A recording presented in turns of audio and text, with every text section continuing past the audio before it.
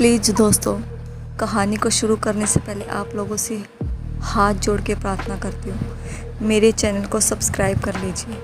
कहानी बनाने में बहुत मेहनत लगती है। प्लीज़ आप लोगों के सपोर्ट की मुझे बहुत ज़्यादा ज़रूरत है। उर्मिला देवी तपस्या और अभिमन्यु के साथ अपने कमरे में मौजूद थी। उर्मिला ने तपस्या को वहाँ से जाने के लिए कहा, परंतु उसने साफ मना कर दिया। फिर उन्होंने अभिमन्यु की मदद लेनी चाही। अभिमन्यु ने उनकी मदद करने के लिए प्रताप सिंह का पूरा सच जानने की शर्त रखी। वहीं तपस्या भी प्रताप सिंह के बारे में सब कुछ जानना चाहती थी। उर्मिला ने उन दोनों को हामी भरते हुए कहा, इस कहानी के आधे से ज़्यादा हिस्से से तो तुम दोनों वाकिफ़ हो ही, तो हमें नहीं लगता कि बाकी का हिस्सा तुम लोगों को न बताना कोई समझदारी की बात होगी। अब तक तो तुम्हें इतना समझ आ ही गया होगा कि प्रताप सिंह यानी कि तुम्हारे बड़े दादा सा कोई आम इंसान तो बिल्कुल नहीं है। तो क्या वह कोई भूत या आत्मा है? तपस्या ने पूछना चाहा, फिर वह बोलते हुए रुक गई। उसने कुछ क्षण रुक कर कहा, लेकिन देखने में तो वह बिल्कुल आम इंसान नजर आते हैं। हाँ, क्योंकि वह एक आम इंसान ही है, उर्मिला देवी ने जवाब दिया। अगर वह इंसान है तो फिर उन्हें बलि देने की क्या ज़रूरत है? अभिमन्यु ने हैरानी से पूछा। वो हम चंद्रवंशियों को मारकर उनका खून इकट्ठा करते हैं, जिससे उन्हें पावर मिल सके। पिछली बार मैं उनके कमरे में गई थी, तब मैंने उनके रूम में एक बड़ा सा पोट देखा था, जिसमें थोड़ा सा खून जैसा था। वहाँ पर 3 अजीब सी मूर्तियाँ भी रखी हुई थी। तपस्या ने उन्हें उस दिन के बारे में बताया, जब वह भव्य और पार्थ के साथ ऊपर प्रताप सिंह के कमरे में गई थी। उसकी बात सुनकर उर्मिला ने अपना सिर पकड़ लिया। तुम्हें ये सब कैसे पता है? उन्होंने पूछा। क्योंकि हम उस दिन उनके कमरे में गए थे। वो वहाँ पर नहीं थे, लेकिन ऐसा लग रहा था कि जैसे कोई हम पर नज़र बनाए हुए था। वहाँ का एटमॉस्फेयर काफ़ी स्ट्रेंज था, तपस्या ने बताया। हे ईश्वर, इसका मतलब तुम उनकी नज़रों में आ चुकी हो और सुबह की पूजा भी तुम्हें पहचानने के लिए ही रखी गई थी। उर्मिला को सुबह रखी गई पूजा का कारण समझ आया। उन्होंने आगे कहा, अच्छा हुआ जो मैंने तुम्हें सुबह ऊपर जाने से रोक लिया। वह 3 मूर्तियाँ कोई मामूली मूर्तियाँ नहीं थी, बल्कि वह उनकी 3 पत्नियाँ सुभद्रा, सुनैना और सुकृति थी। 3 पत्नियाँ? पर इतनी पत्नियाँ कौन रखता है? तपस्या ने मुंह बनाकर कहा। पुराने वक्त में राजा महाराजाओं के इतनी ही पत्नियाँ होती थी, उर्मिला देवी ने जवाब दिया।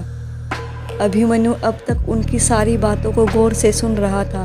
उसने कहा, शायद मिस्टर और मिसिस चौहान को इस बारे में कुछ पता लग गया होगा, तभी वह सुबह दादा सा से बहस कर रहे थे। उनकी उस बहस का वैसा नतीजा निकलेगा, उन्होंने सोचा नहीं होगा। बेचारे दोनों इस दुनिया से चले गए, ज़रूर उन्हें भी दादा सा ने ही मारा होगा। उन्होंने ऐसा कुछ नहीं किया है, यह सब उनकी 3 पत्नियों का किया धरा है, उर्मिला देवी ने जवाब दिया। बोलते वक्त उनकी आंखों में वह दृश्य घूम रहा था, जब ऊपर उसने उन 3 मूर्तियों के होठ हिलते हुए देखे थे।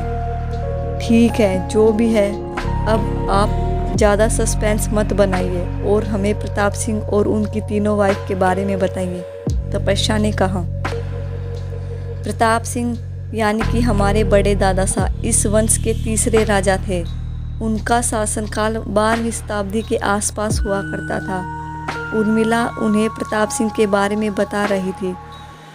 तभी अभिमन्यु और तपस्या दोनों के मुंह से एक साथ निकला, क्या 12वीं शताब्दी? एक साथ बोलने के बाद दोनों ने एक दूसरे की चेहरे की तरफ देखा और चुप हो गए। हाँ, 12वीं शताब्दी, उर्मिला ने फिर दोहराया। लेकिन वह अब तक जिंदा कैसे हैं?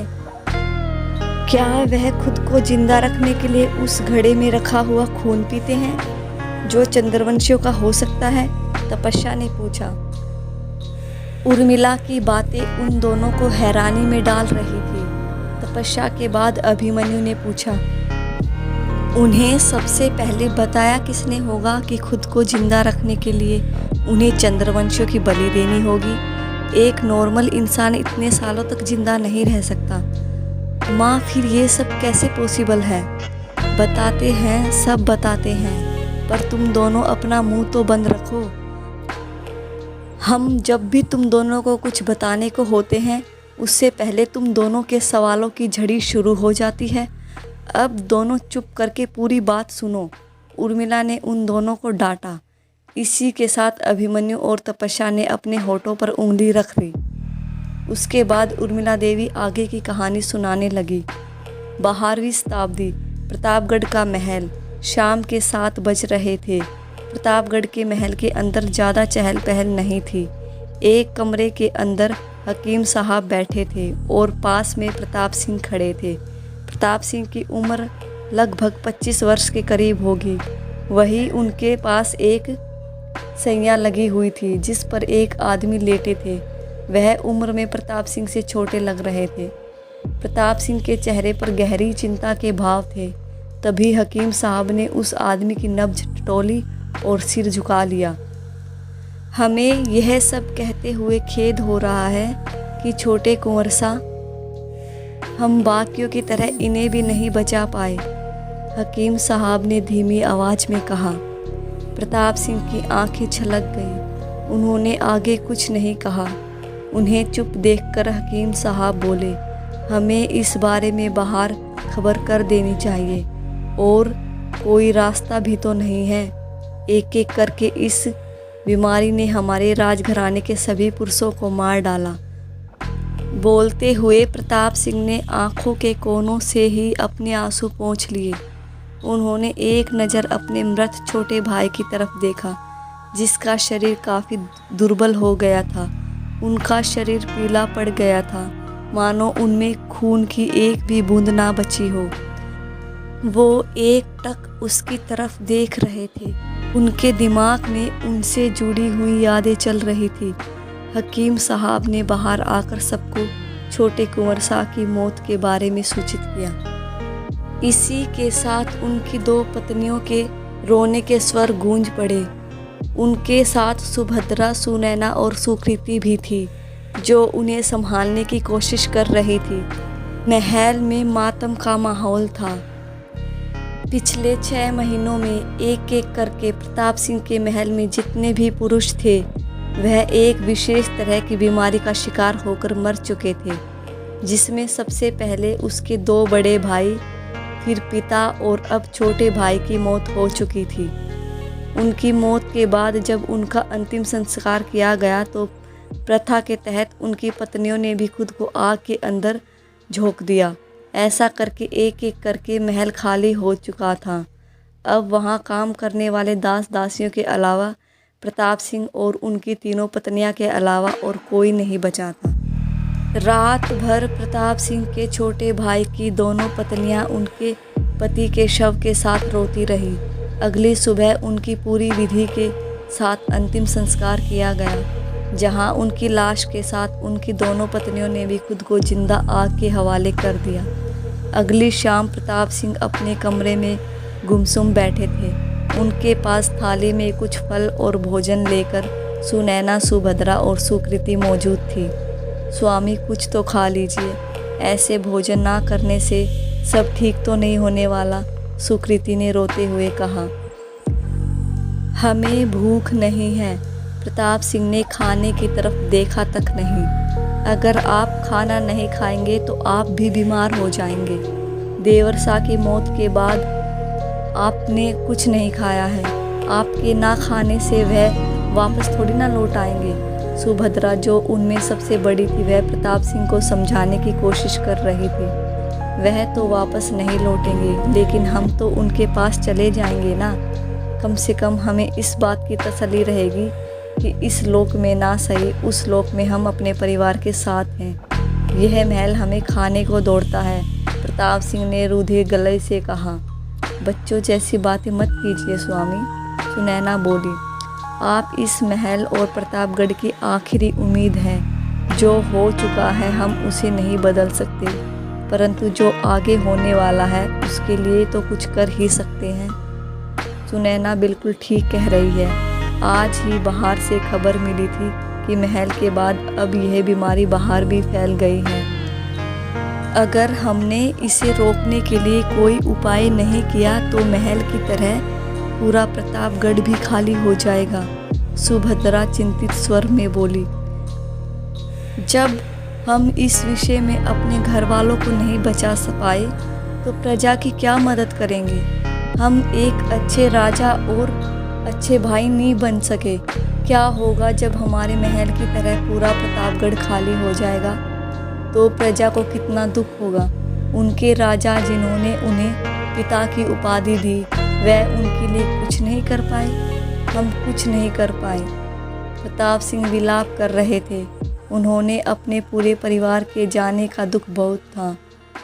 सुभद्रा ने आगे कुछ नहीं कहा। तीनों रानियों ने एक दूसरे की तरफ देखा और फिलहाल इशारों ही इशारों में वहाँ से हटने के लिए कहा। प्रताप सिंह वहाँ पर बैठे थे। सुभद्रा अपनी दोनों बहनों के साथ बाहर निकली। बाहर निकलते वक्त उसने वहाँ मौजूद दास से कहा, हम कुछ देर के लिए दूसरे कक्ष में हैं, तब तक स्वामी का पूरा ध्यान रखना। उन्हें किसी चीज़ की ज़रूरत हो तो हमें तुरंत बताना। जी रानी सा, उसने झुककर जवाब दिया। उसके बाद सुभद्रा, सुनैना और सुकृति किसी दूसरे कक्ष में आ गई।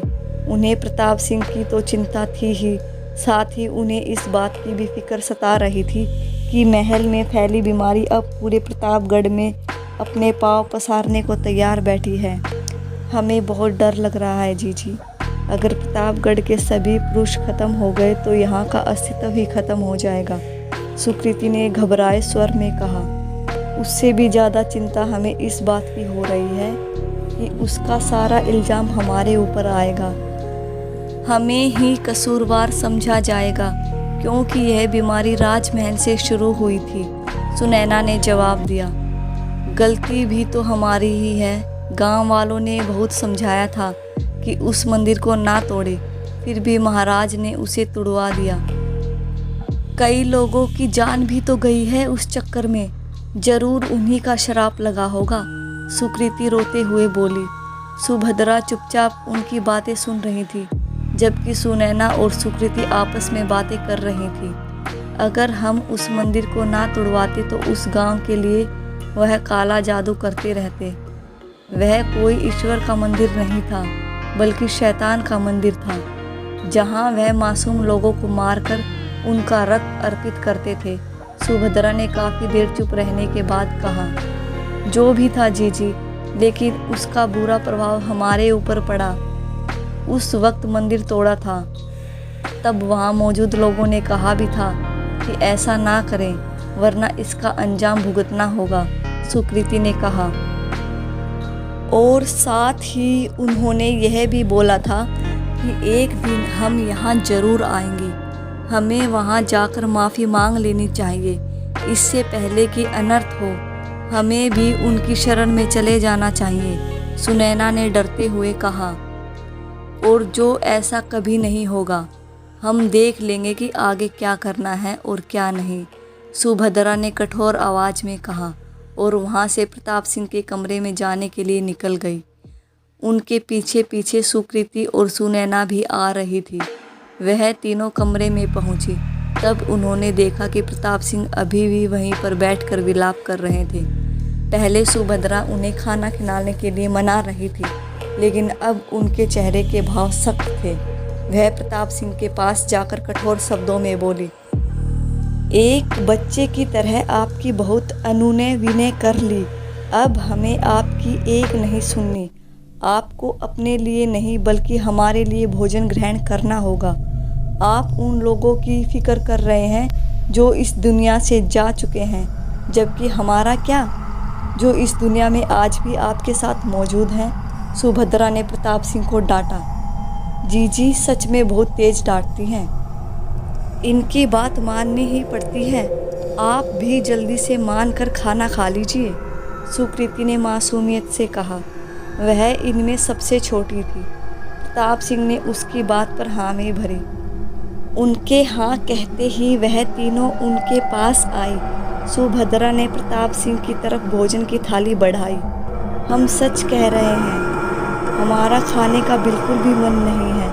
प्रताप सिंह अभी भी ना नुकर करने की कोशिश कर रहे थे, लेकिन सुभद्रा ने उनकी बात बीच में काटते हुए कहा, हमने कहा ना, इस बार हम आपसे मनुहार नहीं करेंगे। यह समझ लीजिए, यह बड़ी रानी का आदेश है, आपको भोजन ग्रहण करना ही होगा।